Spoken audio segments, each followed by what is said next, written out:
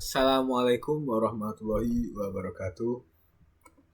Kembali lagi dengan saya Raffi Ahmad Fatullah dengan NIM 24 1080 20 110. Di sini saya akan memenuhi tugas dari Bapak Mahfud Asyari dari mata kuliah Peradaban Islam, yaitu untuk membuat video. Nah, pada kali ini saya akan membahas tentang Perang Salib. Langsung saja. Dari awal, Perang Salib adalah perang keagamaan yang berlangsung selama hampir 2 abad, yaitu dari tahun 96 sampai 91, 1291 Masehi. Lalu akumulasi reaksi orang-orang Kristen di Eropa terhadap umat Islam di Asia yang dianggap berbagai pihak penyerang sejak tahun 632 Masehi, yaitu pada masa pemerintahan Abu Bakar. Pihak Kristen merasa tidak bebas karena pihak Kristen tidak merasa tidak bebas lagi menunaikan ibadah di Baitul Maqdis yang dikuasai Islam. Disebut perang salib karena ekspedisi militer Kristen mempergunakan salib sebagai simbol pemersatu untuk menunjukkan bahwa perang yang mereka lakukan adalah perang suci dan bertujuan membebaskan Baitul Maqdis Yerusalem dari tangan umat Islam. Lalu ada penyebab perang salib, yaitu penyebab utamanya ada 3, faktor agama, faktor politik, dan faktor sosial ekonomi. Lalu berikutnya faktor agama. Semenjak dinasti Saljuk merebut Baitul Maqdis dari tangan dinasti Fatimiyah pada tahun 1070 Masehi, pihak Kristen merasa tidak bebas lagi untuk menunaikan ibadah di sana. Pendeta Kristen Peter Amins mengalami perlakuan buruk saat berziarah, kemudian mengadukan masalah itu kepada Paus Urbanus yang kedua dan mengajukan permohonan untuk dilakukan perang suci. Paus Urbanus II dalam Kongres para bangsawan maupun rakyat jelata di Clermont, Prancis pada tahun 1095 Masehi mengatakan bahwa bagi mereka yang berangkat perang, harta benda dan keluarganya dilindungi, dosa-dosanya diampuni, dan apabila dia mati, maka dia mati dalam keadaan suci.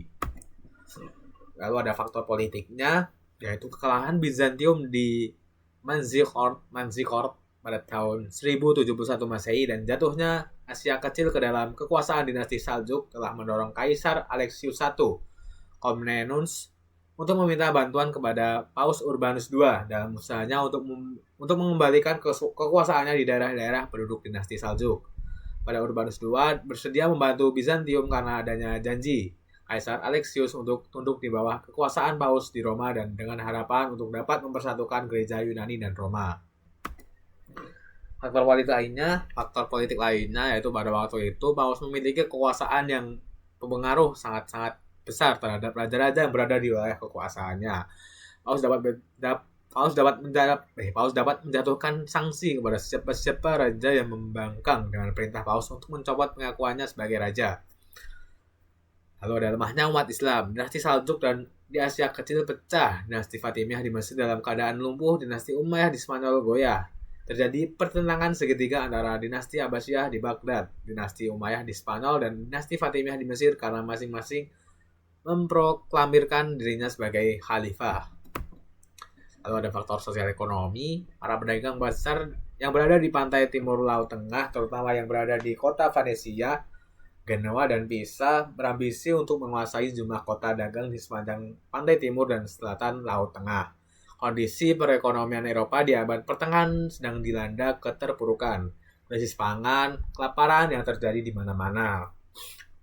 Ketika ada seruan perang salib, dijanjikan kesejahteraan hidup apabila perang dapat dimenangkan.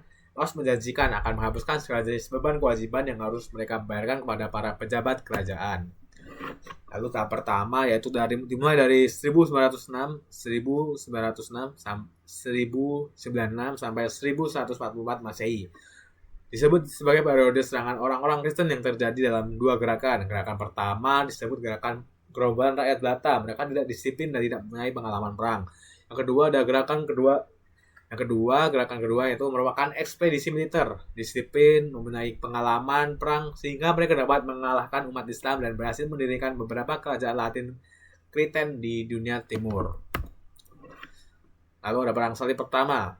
Pidato Paus di Kongres pertama di Clermont, Prancis tahun 95 Masehi sebagai tanggapan atas permintaan pendeta Peter Amin dan berhasil mengobarkan semangat perang suci. Lalu perang salib pertama ini sejumlah lebih kurang 200.000 orang. Pasukan salib pertama ini dapat dikalahkan oleh pasukan dinasti Saljuk. Lalu perang salib kedua, pasukan Godfrey menduduki Palestina pada tanggal 7 Juni 1099. Melakukan pembantaian besar-besaran selama lebih kurang 1 minggu terhadap umat Islam tanpa membedakan laki-laki dan perempuan, anak-anak dan orang dewasa, serta orang tua dan orang muda, semuanya dibantai. Lalu membumi hanguskan bangunan-bangunan umat Islam di Yerusalem. Lalu sebelum menduduki Baitul Maqdis, pasukan Kristen lebih dahulu merebut Anatolia Selatan, daerah Tarsus, Antioquia, Aleppo, dan Aruha, yaitu Tripoli, Syria, dan Acre. Berdirilah beberapa kerajaan Latin Kristen di timur, yaitu kerajaan Yerusalem dengan rajanya Godfrey, kerajaan Edessa dengan rajanya Baldwin, lalu kerajaan Tripoli dengan rajanya Raymond, lalu ada kerajaan Antioquia dengan rajanya Bohemond. Tahap kedua yaitu pada 1144 sampai 1193 Masehi. Disebut periode reaksi umat Islam karena jatuhnya wilayah kekuasaan Islam ke tangan kaum Kristen, sehingga Nuruddin Zangki dan Salahuddin Ayyubi bangkit melakukan perlawanan untuk merebut kembali wilayah-wilayah dikuasai oleh Kristen.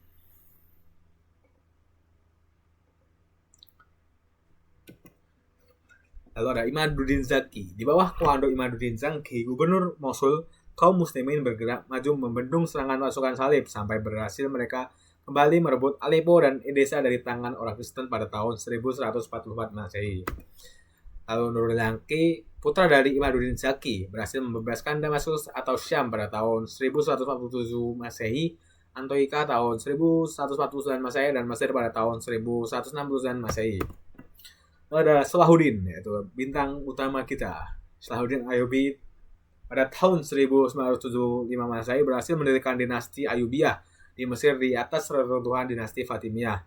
Salahuddin dapat membebaskan Baitul Maqdis pada tanggal 2 Oktober 1187 setelah dikuasai oleh orang Kristen selama 88 tahun. Tahun 1989 Masehi menghadapi ekspedisi militer pasukan salib ketiga yang dipimpin oleh raja-raja Eropa yang besar, yaitu Frederick I, Kaisar Jerman, dan Barbarossa, Richard I, Raja Inggris, dan Philip II, Raja Prancis. Salahuddin Ayyubi. Pasukan salib kali ketiga tidak berhasil merebut Baitul Maqdis dari tangan kaum muslimin. Demikian juga kota-kota lainnya seperti Aleppo, Edessa, Syria, dan Antioquia, dan Mesir dan halnya berhasil merebut kota Akka saja. Perjanjian Raja Inggris Richard dan Salahuddin Ayyubi untuk mengakhiri perang pada tanggal 2 November 1192 yang disebut dengan Perjanjian Sul al-Romlah. Dalam perjanjian tersebut dijelaskan bahwa orang-orang Kristen yang pergi berziarah ke Baitul Maqdis tidak akan diganggu. Lalu ada tahap ketiga, yaitu dari tahun 1193 dan sampai 1291 Masehi. Dikenal dengan periode kehancuran pasukan perang salib atau periode perang saudara kecil. Pada tahap ketiga ini perang salib berakhir. Lalu Palestina direbut pasukan salib. Tentara salib dipimpin oleh Raja Jerman Frederick II pada tahun 1219 Masehi berhasil menduduki Dimyat dan membuat perjanjian dengan Raja Mesir Al-Malik Al-Kamil dari dinasti Ayyubiyah untuk membebaskan Palestina. Perang salib berakhir. Palestina direbut kembali pada tahun 1247 Masehi di masa pemerintahan Malik Al-Soleh. Ketika dinasti Ayyubiyah berakhir di Mesir dan dikuasai oleh kaum Mamalik, mereka berhasil merebut kota Akka dari tangan orang Kristen pada tahun 1291 Masehi. Semua kota yang pernah direbut oleh pasukan salib kini telah berhasil direbut kembali oleh kaum muslimin menjadi tanda perang salib telah berakhir. Lalu ada pengaruh terhadap Eropa. Meskipun pihak Kristen Eropa menderita kekalahan dalam perang salib, namun mereka berkenalan dengan peradaban Islam yang sudah maju, mengalihkan berbagai disiplin ilmu yang saat itu berkembang pesat di dunia Islam, sehingga itu berpengaruh terhadap peningkatan peradaban bangsa Eropa beberapa abad sesudahnya. Sekian presentasi dari saya tentang peradaban Islam, tentang perang salib. Kurang lebihnya mohon maaf. Bila ada tutur kata yang kurang, mohon maaf sebanyak-banyak lebih-lebihnya. Akhirul kalam, wassalamualaikum warahmatullahi wabarakatuh.